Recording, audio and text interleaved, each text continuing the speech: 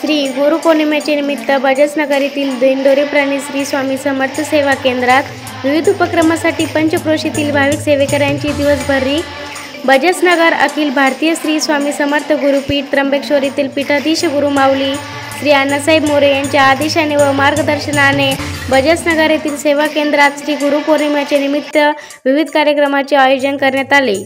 गुरुपौर्णिमेच्या निमित्ताने श्री गुरुपूजन करून गुरुपद घेण्यासाठी पंचक्रोशीतील सर्व भाविक सेवेकऱ्यांची दिवसभर रीघ पाहण्यास मिळाली।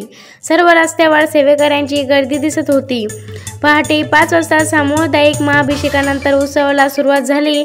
सेवा मार्गाच्या 20% अध्यात्म आणि 80% समाजकार्याला अनेक सामाजिक उपक्रम बजाजनगर सेवा केंद्राच्या माध्यमातून राबवण्यात आले।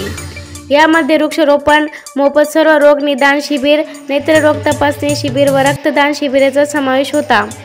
मोफत सर्व रोग निदान शिबिरामध्ये परिसरातील 25 तज्ञ डॉक्टरांच्या टीमने विनामूल्य आपली सेवा रुजू करून समाजकार्यात सहभाग नोंदवला। तसेच महाराष्ट्र ब्लड बँक यांनी रक्तपेढी उपलब्ध करून रक्तदान शिबिर राबवण्यात आले। सकाळी 11 वाजता 51 वृक्ष लावून वृक्षारोपण करण्यात आले।